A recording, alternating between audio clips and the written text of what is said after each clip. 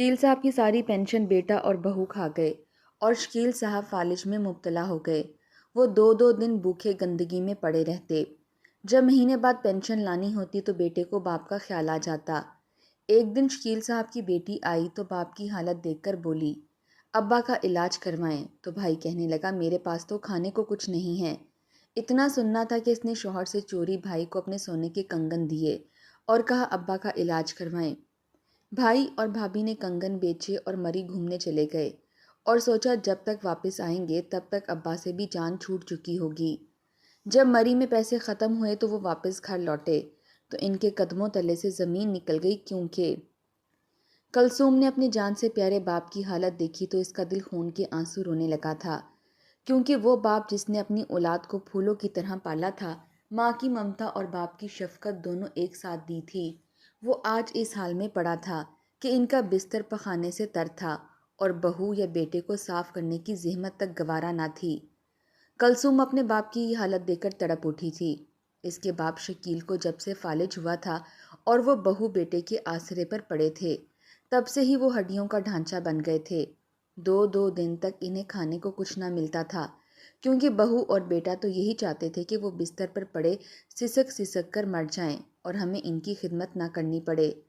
کلثوم نے اپنے ابا شکیل صاحب کو خود صاف کیا، ان کا بستر بدلا جو نہ جانے کتنے دنوں سے ان کے نیچے پڑا تھا، جو گندا اور بدبودار ہوا پڑا تھا۔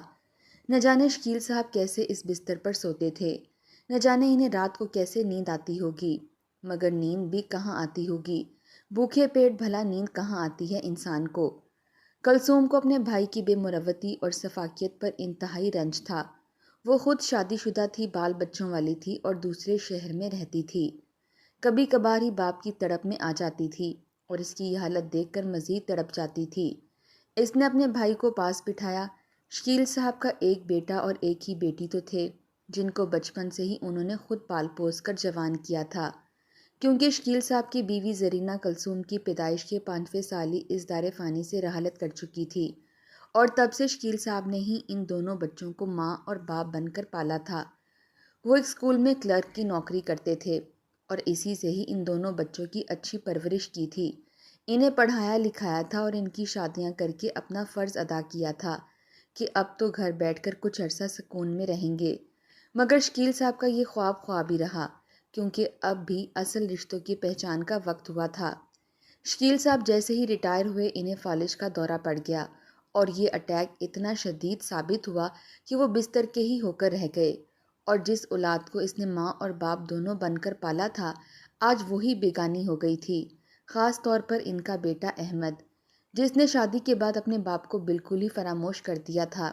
اسے اپنے باپ کی ضرورت صرف ہر مہینے کی پہلی تاریخ کو پڑتی تھی، کیونکہ اس تاریخ کو پینشن آنی ہوتی تھی۔ شکیل صاحب کی ریٹائرمنٹ پر جتنی پینشن انہیں ملی تھی وہ لاکھوں میں تھی، اور شکیل صاحب کو تو اس میں سے کچھ بھی نہیں بچا تھا، بلکہ سارے پیسے احمد نے وصول کیے تھے، یہ کہہ کر کے کہ ابا کا بوجھ اب ہم نے ہی اٹھانا ہے۔ بہن کو بھی اپنا حصہ نہیں دیا تھا۔ شکیل صاحب بہت ہی زیادہ بے بس ہو گئے تھے، کیونکہ بیٹے جب جوان ہو جائیں تو باپ کے منہ کو آ جاتے ہیں۔ یہی حال احمد کا بھی تھا، اس نے بھی اپنی آنکھیں اپنی ماتھے پر رکھ لی تھیں اور بالکل اپنی بیوی کے نقش قدم پر چلنے لگا۔ جیسے جیسے اس کی بیوی اس کے کان بھرتی تھی وہ ویسے ویسے ہی کرتا تھا۔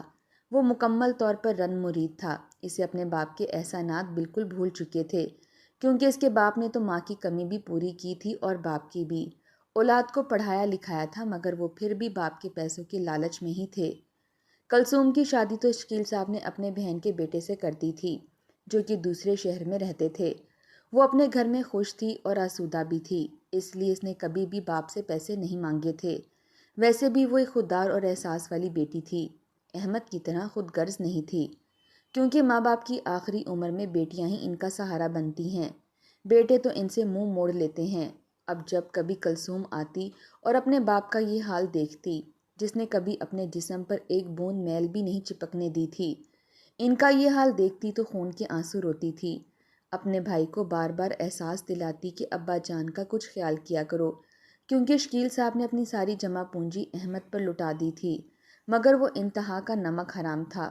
آج بھی کلثوم جب شکیل صاحب سے ملنے اور ان کی خیریت دریافت کرنے آئی تو اپنے باپ کی یہ حالت دیکھ کر خون کے آنسو رونے لگی، کیونکہ اس کے باپ کا بستر بھی بہت ہی زیادہ گندا ہوا پڑا تھا۔ یوں لگتا تھا جیسے اتنے دنوں سے اسے صاف ہی نہیں کیا ہو۔ کلثوم ساتھ ساتھ رو رہی تھی، اپنے باپ سے معافی مانگ رہی تھی اور ان کا بستر بھی بدل رہی تھی۔ شکیل صاحب بھی بس آنکھوں سے آنسو بہا رہے تھے، کیونکہ فالج ہونے کی وجہ سے ان کی زبان بھی حرکت نہیں کرتی تھی۔ جب احمد کام سے گھر واپس آیا تو کلثوم نے اسے اپنے پاس بٹھا لیا۔ کہنے لگی کہ احمد دیکھو تو صحیح، ابا جان کا کیا حال ہو گیا ہے۔ وہ بالکل ہی بستر کے ہو کر رہ گئے ہیں، اور صفائی وغیرہ بھی نہیں کرتے تم لوگ۔ خود نہیں کر سکتے تو کوئی نرس ہی رکھ لو ان کے لیے۔ انہوں نے آج تک جتنا بھی کمایا ہے وہ تم پر ہی لٹایا ہے۔ کیا تمہارا حق نہیں بنتا کہ تم اپنے باپ پر ان کے اس حال پر رحم کرو؟ خدا نہ کرے کہ تم پر بھی کبھی یہ وقت آئے اور تمہاری اولاد بھی ایسے منہ موڑ لے تو تمہارے دل پر کیا گزرے گی۔ کلثوم نے اپنے بھائی پر کافی زیادہ جذباتی حملہ کیا تھا، مگر اس کے کان پر جوں نہیں رینگی تھی۔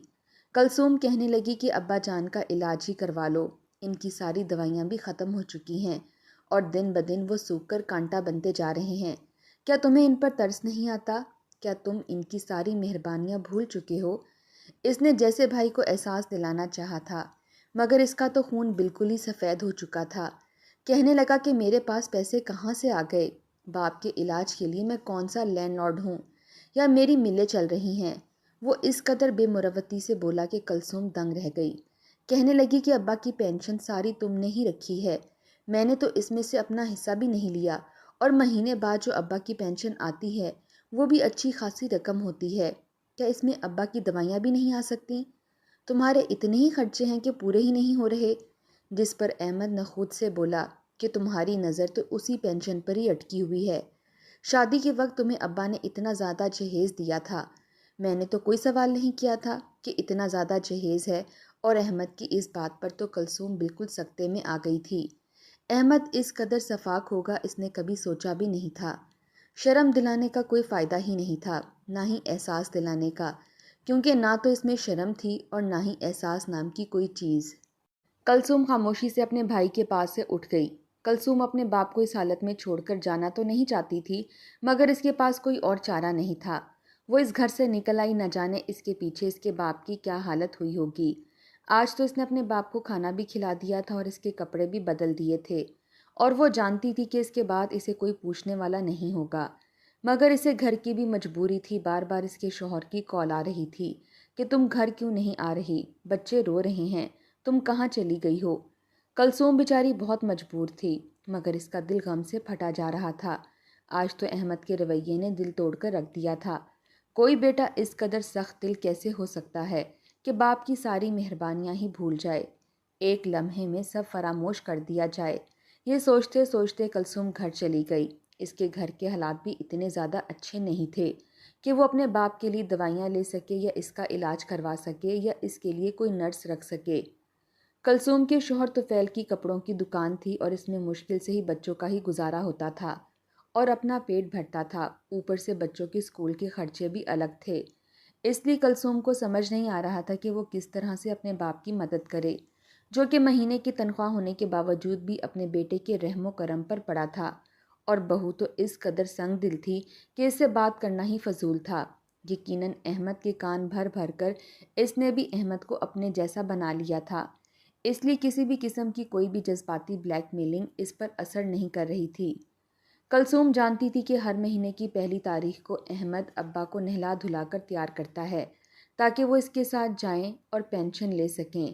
تب تو اسے بڑا خیال آ جاتا ہے ابا کو نہلانے کا، تب تو اسے گھن نہیں آتی تھی ابا سے، نہ ہی اسے کوئی اپنا کام یاد آتا تھا، کیونکہ اسے ابا سے مطلب ہوتا تھا کہ پینشن کی ساری رقم وہ ہتھیا لے۔ وہ دونوں میاں بیوی ہی عیاش پرست تھے، 4 دنوں میں پیسے اڑا کر رکھ دیتے تھے اور پھر سارا مہینہ اپنی نادری کا رونا روتے تھے کہ مہینہ کیسے گزرے گا۔ سناتے تو وہ شکیل صاحب کو ہی تھے کہ ہم خود اتنی مشکل سے گزر بسر کر رہے ہیں، آپ کو دوائیاں کہاں سے لا کر دیں اور کھلائیں۔ کچھ دن جو ہی گزر گئے اور کلثوم کچھ دن بعد اپنے ابا کے گھر دوبارہ آئی۔ اس نے اپنے دوپٹے کے پلو میں کوئی چیز باندھ رکھی تھی جو شاید وہ اپنے گھر والوں سے بھی چھپا کر لائی تھی۔ وہ کوئی اور چیز نہیں بلکہ اس کے سونے کے کنگن تھے جو کہ شکیل صاحب نے ہی اسے پہنائے تھے۔ اس کی شادی کے وقت وہ سونے کے کنگن شاید آج ابا کے ہی کام آ جاتے، کیونکہ اس نے اپنے شوہر سے چھپ کر یہ کام کیا تھا۔ اس کا شوہر بھی احمد کی طرح ہی لالچی طبیعت کا مالک تھا۔ وہ بھی کہتا تھا کہ بس اپنا پیٹ ہی اتنی مشکل سے پال رہے ہیں، اب دوسروں کا وبال اپنے سر پر کیوں لیں؟ ویسے بھی اس کے چھوٹے چھوٹے بچے تھے، ان کے مستقبل کا بھی سوال تھا، مگر کلثوم کو صرف اور صرف اس وقت اپنے باپ کی اس حالت کو بہتر بنانا تھا، اس لیے اس کے پاس اور کوئی راستہ نہیں تھا کہ وہ یہ سونے کے کنگن بیچ کر پیسے ان کے علاج پر لگا دے، تاکہ شکیل صاحب کچھ تو چلنے پھرنے کے قابل ہو سکیں اور اپنے بیٹے کے اور بہو کے محتاج ہو کر نہ رہ سکیں، کیونکہ محتاجی بہت بڑی لعنت ہے۔ کلثوم جب شکیل صاحب کے پاس آئی تو ان کی حالت ویسی ہی تھی جیسی ایک فقیر کی ہوتی ہے، جو کہ اپنی جھگیا میں بالکل ناداری کی حالت میں اور محتاجی کی حالت میں کسی کے رحم و کرم پر پڑا ہوا ہو۔ وہ بالکل ہڈیوں کا ڈھانچہ بنتے جا رہے تھے۔ جیسے ہی وہ کلثوم کا چہرہ دیکھتے ان کے چہرے پر امید کی ایک ہلکی سی رمق آ جاتی تھی۔ وہ کلثوم کو ایسے دیکھتے تھے جیسے بھوک سے بچہ اپنی ماں کو دیکھتا ہے، اور کلثوم اپنے باپ کی یہ نظریں سہ نہیں پاتی تھی، شرم سے پانی پانی ہو جاتی تھی، اس کی نظریں جھک جاتی تھیں، مگر وہ بیچاری بھی کیا کرتی، اسے گھر کی مجبوریاں تھیں۔ آج بھی وہ بڑی مشکل سے طفیل سے جان بچا کر اور بچوں کو پڑوسن کے حوالے کر کے آئی تھی کہ انہیں ذرا سنبھال لینا، میں اپنے باپ کی طرف جا رہی ہوں، ابھی آ جاؤں گی۔ کلثوم نے سب سے پہلے تو اپنے باپ کا بستر تبدیل کیا، ان کو نئے اور اجلے کپڑے پہنائے اور ان کی بدبو ختم کی۔ شکیل صاحب تھوڑے سے آسودہ ہو گئے تھے، ان کی نظروں میں کلثوم کے لیے شکر گزاری تھی، حالانکہ وہ کلثوم کے باپ تھے پھر بھی وہ اس کا شکریہ ادا کر رہے تھے۔ یہ بھی زمانہ آنا تھا کہ باپ اپنی اولاد کا احسان مند ہو جائے، حالانکہ باپ کے احسانات تو اتنے ہوتے ہیں کہ اولاد انہیں چاہ کر بھی ادا نہیں کر سکتی، ان کا حق ادا نہیں کر سکتی۔ کلثوم کی آنکھوں میں اپنے باپ کی ایسی نظریں دیکھ کر آنسو آ گئے، کہنے لگی کہ ابا جان مجھے اس طرح سے نہ دیکھیں، میں تو آپ کا کوئی بھی احسان ادا نہیں کر سکتی جو آپ نے ہم بہن بھائیوں پر کیا ہے، مگر بھائی تو احسان فراموش نکلا، اسے تو اپنی بیوی سے ہی فرصت نہیں ہے، وہ ہر وقت اس کے کان بھرتی رہتی ہے۔ کلثوم اپنے باپ کے سامنے پھٹ پڑی، کیونکہ باپ کی حالت دیکھ کر اس کا دل پھٹنے کے قریب تھا، مگر شکیل نے ہاتھ کے اشارے سے اسے منع کر دیا کہ ایسے مت کہو۔ وہ اپنی نظروں سے ہی اسے سارا کچھ سمجھا رہے تھے، کیونکہ انہیں اپنے بیٹے سے بھی کوئی شکوہ نہیں تھا۔ کیسے باپ تھے، کتنا بڑا دل تھا، ایسے باپ تو نصیب والوں کو ملتے ہیں، مگر احمد تو صدا کا بد نصیب تھا، ضرور وہ اپنی عمر کے آخری حصے میں پچھتائے گا کہ اس نے اپنے باپ کے ساتھ کیا کیا، کیونکہ ماں باپ کے ساتھ کی گئی زیادتی کا بدلہ انسان دنیا میں ہی ادا کر کے جاتا ہے، مگر شکیل صاحب پھر بھی احمد کے لیے بد دعا نہیں کر سکتے تھے۔ کلثوم شکیل صاحب کی حالت درست کرنے کے بعد احمد کے کمرے میں چلی گئی، جو کہ اے سی کے نیچے پڑا آرام کر رہا تھا۔ کلثوم کا بس نہیں چل رہا تھا کہ اس کا منہ توڑ دے اور اس سے کہے کہ اے سی کا بل ادا کرنے کے پیسے آ جاتے ہیں، مگر ابا کی دعاؤں کے چند ہزار تمہارے پاس نہیں ہیں، کیونکہ تمہیں اپنی عیاشیوں سے فرصت ملے تو تم ابا کا دھیان کرو۔ مگر وہ یہ سب کچھ سوچ کر ہی رہ گئی، کیونکہ وہ اپنے بھائی سے دشمنی نہیں لینا چاہتی تھی، یہ نہ ہو کہ شکیل صاحب پہلے والی حالت سے بھی بری حالت میں آ جائیں، اس لیے وہ بڑے سبھاؤ سے احمد کے پاس بیٹھی اور اپنی چادر کے نیچے سے چھپے کنگن نکال کر احمد کو تھما دیے، کہنے لگی کہ یہ کنگن میری شادی کے ہیں، جو کہ ابا نے مجھے تحفے کے طور پر دیے تھے، مگر ان کے احسانات میری ذات پر اتنے زیادہ ہیں کہ میں چاہ کر بھی ان کا بدلہ نہیں دے سکتی، میرے پاس اور تو کچھ نہیں ہے مگر یہ کنگن ہے، تم انہیں بیچ کر ابا کا علاج کرواؤ، کیونکہ میرے پاس تو اتنا وقت نہیں ہے کہ میں ابا کے پیچھے ہسپتالوں کے دھکے کھا سکوں، میں آج بھی بڑی مشکل سے اپنے شوہر سے نظر بچا کر آئی ہوں۔ وہ کلثوم کی باتیں سن رہا تھا یا نہیں، مگر اس کی نظریں جیسے کنگن میں گڑ سی گئی تھیں۔ اچانک اس کی بیوی بھی کمرے میں آ گئی، کہنے لگی ارے سونے کے کنگن تمہارے پاس کہاں سے آئے؟ اس سے پہلے کہ کلثوم کنگن چھپاتی اس نے خود ہی دیکھ لیے تھے۔ اب کلثوم چاہ کر بھی ان کو چھپا نہیں سکتی تھی، کیونکہ اسے لگتا تھا کہ کہیں اس کی بیوی کنگن بھی ہتھیا نہ لے اور اس کے باپ کا علاج پھر ہونے سے رہ جائے۔ احمد نے وہ کنگن کلثوم سے لے لیے، کہنے لگا کہ تم فکر کیوں کرتی ہو کلثوم، وہ میرے بھی باپ ہیں اور مجھے بھی اتنے ہی عزیز ہیں جتنے کہ تمہیں، میرے پاس اگر پیسے ہوتے تو میں ان کا ضرور علاج کرواتا، مگر تمہارا شکریہ کہ تم نے اپنے باپ کی پرواہ کی، آخر کو بیٹیاں ہی باپ کے کام آتی ہیں، میں تو شاید بدقسمت ہوں جسے باپ کی خدمت کرنا بھی نصیب نہیں۔ وہ اتنی ڈٹھائی اور مسکینیت سے اپنی بے شرمی کے قصے سنا رہا تھا کہ کلثوم جل کر رہ گئی، مگر منہ سے کچھ نہ بولی، کہنے لگی ان کنگن کو بیچ دو اور ابا کا علاج کرواؤ کیونکہ ان کی حالت بہت ہی زیادہ خراب ہے۔ اگر ان کی محتاجی دور ہو جائے گی تو تم لوگوں کو بھی زیادہ تکلیف نہیں اٹھانا پڑے گی۔ کلثوم نے احمد کو سمجھاتے ہوئے کہا۔ احمد نے کہا کہ تم فکر ہی نہ کرو اور بے فکر ہو کر گھر جاؤ، ابا کا علاج مجھ پر چھوڑ دو۔ احمد نے جلدی سے وہ کنگن اپنی جیب میں رکھ لیے تاکہ کلثوم کا ارادہ بدل نہ جائے۔ اس کے دل میں تو لڈو پھوٹ رہے تھے کہ اچھی بیوقوف بہن ہے، اپنے لٹیرے بھائی کو سونا دکھا کر اس کا ایمان مزید خراب کر رہی ہے۔ کلثوم بیچاری بھولی بھالی سی تھی، اسے اس حد تک یقین نہیں تھا کہ اس کا بھائی اس قدر سفاکیت پر اتر آئے گا، مگر جب انسان کا ایمان ڈگمگا جائے تو وہ پھر اپنی ہی نظروں میں گرتا چلا جاتا ہے اور دوسروں کی نظروں میں بھی۔ کلثوم کے جانے کے بعد احمد کنگن کو غور سے دیکھ رہا تھا کہ کہیں یہ نکلی تو نہیں۔ اس کی بیوی آئی اور احمد کے ہاتھ سے کنگن جھپٹ لیے، کہنے لگی یار اتنے خوبصورت کنگن ہیں، مجھے تو کسی نے نہیں پہنائے، حالانکہ سسرال والوں کا حق ہوتا ہے کہ بہو کو کنگن پہنائے۔ احمد اپنی بیوی کو دیکھتا رہا، کہنے لگا کہ تم کیا چاہتی ہو، میں ان کنگنوں کا کیا کروں؟ وہ تو بالکل ہی اپنی بیوی کا غلام تھا، جو بات وہ کہتی تھی احمد وہی کرتا تھا۔ یوں لگتا تھا جیسے اس کی بیوی نے اس پر کوئی جادو کیا ہے اور اسے اپنا اسیر بنا دیا ہے۔ ایک دم سے کہنے لگی کہ اف کتنی گرمی ہے یہاں، بار بار لوڈ شیڈنگ ہو جاتی ہے۔ کراچی کا موسم تو تمہیں پتہ ہے کہ کس قدر گرم ہے، اور تم تو مجھے ہنی مون پر بھی نہیں لے کر گئے تھے۔ احمد خباثت سے مسکرا دیا، کہنے لگا تو کیا ہنی مون جانے کا ارادہ ہے تمہارا؟ جس پر اس کی بیوی کہنے لگی کہ ارادہ تو اچھا ہے، اگر تمہارے اندر ہمدردی کا جذبہ نہ جاگا تو ہنی مون پر جانے میں کیا قباحت ہے؟ اس کا اشارہ شاید احمد کے باپ کی طرف تھا۔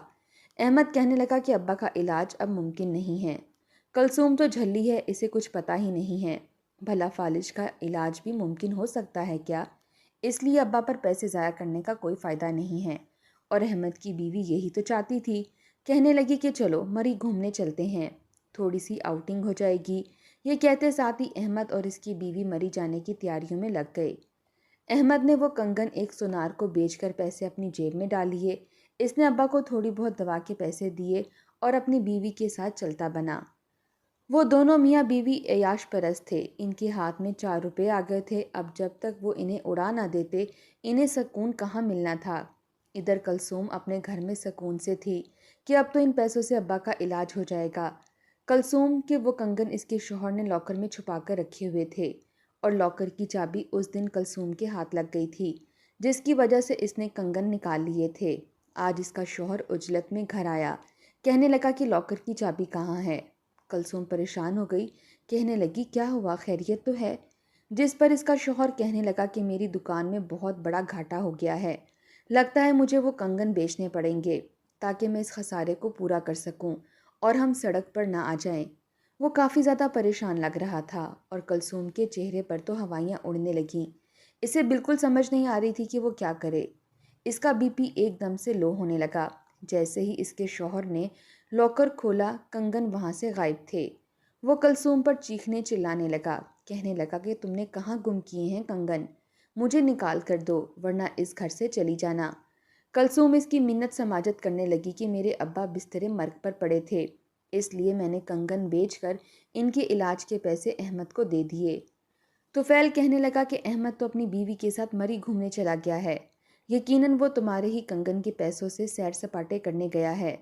تم جاؤ اور اب اپنے ابا کا علاج خود ہی کر لو، اس گھر میں تمہاری کوئی جگہ نہیں ہے۔ اس نے اس کو گھر سے نکال دیا۔ ادھر کلثوم روتی دھوتی اپنے باپ کے گھر جا پہنچی۔ اس کے باپ کی حالت ویسی کی ویسی ہی تھی، اس کی جیب میں 4 پیسے ڈال کر گیا تھا احمد۔ کلثوم تو سر پکڑ کر بیٹھ گئی، ادھر احمد اپنی بیوی کے ساتھ مری میں گل چھڑے بنا رہا تھا۔ وہ تو یوں لگ رہے تھے جیسے نئے نئے شادی شدہ جوڑے ہوں۔ جب وہ موج مستی کر کے اور سارے پیسے لٹا کر ہنی مون سے واپس گھر آئے تو گھر آتے ساتھ ہی آسمان ان کے سر پر آ گرا۔ انہیں تو یقین ہی نہیں آ رہا تھا کہ ایسا بھی ہو سکتا ہے، کیونکہ شکیل صاحب بہت ہی خوشحال ہنستے مسکراتے ہوئے گھر میں بیٹھے تھے، اب تو وہ چل پھر بھی سکتے تھے، اور کلثوم ان کی اجارہ داری میں لگی ہوئی تھی۔ بچے صحن میں کھیل رہے تھے، اتنی زیادہ خوشحالی گھر میں دیکھ کر احمد کے تو رونگٹے ہی کھڑے ہو گئے۔ وہ شکیل صاحب کے پاس آیا اور کہا کہ ابا آپ کے پاس اتنے پیسے کہاں سے آ گئے کہ آپ نے اپنا علاج کروا لیا اور ٹھیک بھی ہو گئے؟ جس پر شکیل صاحب نے کہا کہ میرا ایک دوست تھا جس پر میں نے کبھی احسان کیا تھا، وہ ایک ڈاکٹر ہے۔ اسی نے میرا مفت میں علاج کیا ہے اور میں بالکل ٹھیک ہو گیا ہوں۔ میں تو اپنی بیٹی کا جتنا بھی شکریہ ادا کروں کم ہے، کیونکہ اسی نے میرے دوست سے رابطہ کیا تھا، کیونکہ میری حالت بالکل ہی غیر ہو رہی تھی، اور اب دیکھو میں بالکل ٹھیک ہو گیا ہوں۔ میں نے فیصلہ کیا ہے کہ اس گھر کا بٹوارا کر دوں، ایک حصہ تمہارا ہوگا اور دوسرا حصہ کلثوم اور اس کے بچوں کا، کیونکہ جب تک طفیل کا دماغ ٹھکانے نہیں آتا کلثوم ادھر ہی رہے گی، اپنے باپ کے ساتھ، اپنے گھر میں، اور جو بھی مجھے پینشن کے پیسے ملتے رہیں گے وہ میں کلثوم اور اس کے بچوں پر خرچ کرتا رہوں گا، کیونکہ ایسی بیٹیاں تو خدا دعاؤں سے دیتا ہے۔ احمد اپنے باپ کی بات سن کر پریشان ہو گیا اور شرمندہ ہو گیا، کیونکہ اس نے اپنے باپ کی شکل میں بہت بڑا خزانہ اپنے ہاتھ سے لٹا دیا تھا۔ اب سوائے پچھتاوے کہ اس کے پاس کچھ حاصل نہ تھا، کیونکہ وہ پہلے ہی باپ کی کمائی پر پل رہا تھا۔